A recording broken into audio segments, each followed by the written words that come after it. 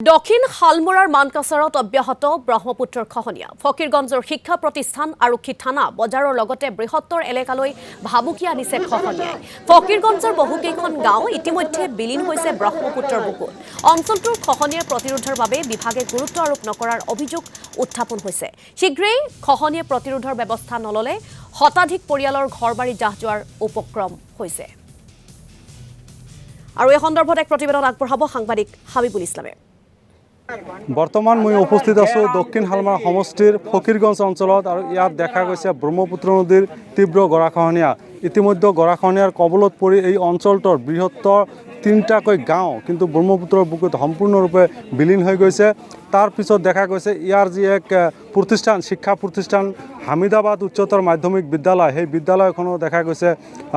চৰম ভাবুকিত পৰা পৰিলক্ষিত হৈছে সমান্তৰালকৈ এই অঞ্চলটো কিন্তু দেখা গৈছে ব্ৰহ্মপুত্ৰৰ যি গৰাখহনীয়া সেই গৰাখহনীয়াৰ ভাবুকিত পৰা পৰিলক্ষিত হৈছে যাৰ বাবে এনেদৰে দেখা গৈছে স্থানীয় ৰাইজ কিন্তু ওলাই আহিছে নৈৰ পাৰত এনেদৰে দেখা গৈছে আজি দিনজোৰা কাৰ্যসূচীৰে কিন্তু দেখা গ'ল ইয়াত প্ৰতিবাদী কাৰ্যসূচী ৰূপায়ণ কৰিল দেখা গৈছে দীৰ্ঘদিন ধৰি কিন্তু প্ৰতি বছৰে বছৰে যি গৰাখহনীয়া সেই গৰাখহনীয়া তাণ্ডৱ চলায় ইয়াৰ স্থানীয় ৰাইজ প্ৰতিবাদ সাব্যস্ত কৰে আৰু প্ৰতিবাদৰ পিছত দেখা যায় অকণমান কিছু কাম কৰি নামমাত্ৰ কাম কৰি অকল ধন ঘটাৰ এটা পন্থা বাছি লয় একাংশই যাৰ বাবে এনেদৰে দেখা গৈছে ইতিমধ্যে ফকীৰগঞ্জ অঞ্চল কিন্তু সম্পূৰ্ণৰূপে বিলীন হৈ গৈছে অকণমান ঠাই আছে যদিও এই ঠাইখিনিক কিন্তু ৰক্ষা দিয়াৰ ক্ষেত্ৰত দেখা গৈছে চৰকাৰ তথা প্ৰশাসন সম্পূৰ্ণৰূপে ব্যৰ্থ হৈছে যাৰ বাবে কিন্তু এই অঞ্চলৰ ৰাইজ আজি দেখা গৈছে ক্ষোভিত হোৱা পৰিলক্ষিত হৈছে এতিয়া ব্ৰহ্মপুত্ৰ নদীৰ গৰাখহনীয়া অব্যাহত আছে কি ক'ব চাওক আজি আমি গণতান্ত্ৰিক আন্দোলন কৰিবলৈ বাধ্য হৈছোঁ আৰু আমাক বাধ্য কৰাইছে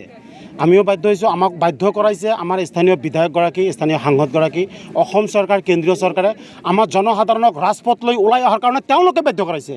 কাৰণ এই ব্ৰহ্মপুত্ৰ গৰাখহনীয়া আজিৰ গৰাখহনীয়া নহয় এই ব্ৰহ্মপুত্ৰ গৰাখহনীয়া আমি যুগ যুগ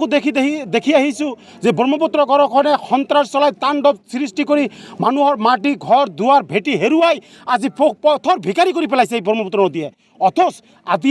এই নদীখন গৰাখহনীয়া স্থায়ী প্ৰতিৰোধৰ নামত আমাৰ স্থানীয় বিধায়কগৰাকী স্থানীয় সাংসদগৰাকী চৰকাৰ প্ৰশাসনে কোনো ধৰণৰ বলিষ্ঠ পদক্ষেপ গ্ৰহণ নকৰিলে যাৰ কাৰণে কিন্তু আজি আমি উপায়হীন হৈ ৰাইজে এনেকৈ দল বল ওলাই আহি ছাত্ৰ সংগঠন কৃষক জনতা দুখীয়া মেহনতি সকলো ওলাই আহিছে তেওঁলোকৰ সকলোৰে এটা দাবী আমাক ব্ৰহ্মপুত্ৰ গৰাখহনীয়া স্থায়ী প্ৰতিৰোধ কৰিব লাগে আমাক কোনো একো সুবিধা নালাগে চৰকাৰৰ পৰা আমি কোনো সুবিধা নিবিচাৰোঁ আমাক এটাই লাগে আমাক ব্ৰহ্মপুত্ৰ গৰাখহনীয়া স্থায়ী প্ৰতিৰোধ লাগে কিন্তু এনেবোৰ আমি অনুৰোধ বিনোধ কৰাৰ পিছতো আমাৰ নেতাসকল চৰকাৰৰ কোনো প্ৰশাসন কাৰো গা লৰা নাই যাৰ কাৰণে আমি বাধ্য হৈ আমি ৰাজপথত নামিবলৈ বাধ্য হৈছোঁ আমি উপায়হীন পৰিছোঁ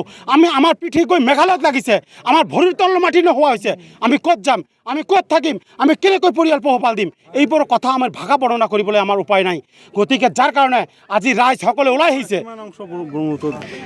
এতিয়া ধৰক আমাৰ প্ৰায় আমাৰ এই চাউথ শালমৰা অঞ্চলৰ আমাৰ যি মূল ফকীৰগঞ্জ অঞ্চল সকলোৰে চিনাকি ৰাজনৈতিক প্ৰাণকেন্দ্ৰ বুলি কোৱা হয় কাৰোবাৰ ৰাজনৈতিক ৰাজধানী বুলি কয় আমাৰ নেতাবোৰে ৰাজনৈতিক ৰাজধানী কয় ফকীৰগঞ্জক শালমৰাক আৰু সেই ৰাজধানী আজি ব্ৰহ্মপুত্ৰ নদীত বিলীন হৈ গৈছে ইয়াক ৰক্ষাৰ কাৰণে কোনো বিকল্প নাই ইয়াৰ লগে লগে মই এটা কথা কওঁ ইয়াক এই বৰ্তমান সময়ত আমাৰ মূল ভাবুকি হৈছে আমাৰ হামিদাবাদ উচ্চতৰ মাধ্যমিক বিদ্যালয়খন এই ইয়াৰ লগে লগে আমাৰ ফকীৰগঞ্জৰ যি মিলনপুৰ গাঁও বা ফকীৰগঞ্জ বিলপাৰা নস্কৰা ৰাধুৰাম চাৰিআলি শালকাটা নামাশস্য এই আইৰকাটা ওহাব বাজাৰ ফকীৰগঞ্জ এই বৃহত্তৰ অঞ্চলবোৰ একেবাৰে ব্ৰহ্মপুত্ৰ নদীৰ কৰাল গ্ৰাসত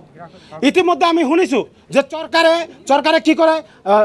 কা আন্দোলন কা হৈছিল যে কা বা তেওঁলোকে গ্ৰহণ কৰি সেই যোগেদি বাংলাদেশৰ পৰা হিন্দু নাগৰিক আনিব পাৰে আৰু আমাৰ ইয়াত যে ব্ৰহ্মপুত্ৰৰ কৰাল গ্ৰাসত যে হিন্দুসকল অস্তিত্বহীন হৈ পৰিছে সেইসকলক নিৰাপত্তা দিবলৈ চৰকাৰে কোনো গুৰুত্ব প্ৰদান কৰা নাই ইয়াতকৈ দুৰ্ভাগ্যজনক কথা আছে নেকি যাক নিৰাপত্তা দিব লাগে আমাৰ ফকীৰগঞ্জ অঞ্চলৰ সৰ্বসাধাৰণ ৰাইজক নিৰাপত্তা দিয়ক আৰু এয়া চৰকাৰ তথা প্ৰশাসনৰ বিৰুদ্ধে ক্ষোভ উজাৰিছে মানকাছাৰৰ ফকীৰগঞ্জবাসীয়ে যিহেতু যুগ যুগ ধৰি এই সমস্যাৰ সন্মুখীন হৈ আহিছে বুলি তেওঁলোকে নিজে উল্লেখ কৰিছে সংবাদ মাধ্যমৰ সন্মুখত তাৰ পাছতো কিন্তু চৰকাৰ তথা প্ৰশাসনে ব্ৰহ্মপুত্ৰৰ গৰাখহনীয়া ৰোধ কৰাত ব্যৰ্থ হোৱা বুলি অভিযোগ উত্থাপন কৰিছে আৰু চৰকাৰৰ ওচৰত তেওঁলোকে দাবী উত্থাপন কৰিছে অতি শীঘ্ৰেই এই বিষয়টো সন্দৰ্ভত যাতে গুৰুত্ব আৰোপ কৰে হাবিবুল ইছলাম আপুনি প্ৰতিবেদন আগবঢ়োৱাৰ বাবে ধন্যবাদ জ্ঞাপন কৰিছোঁ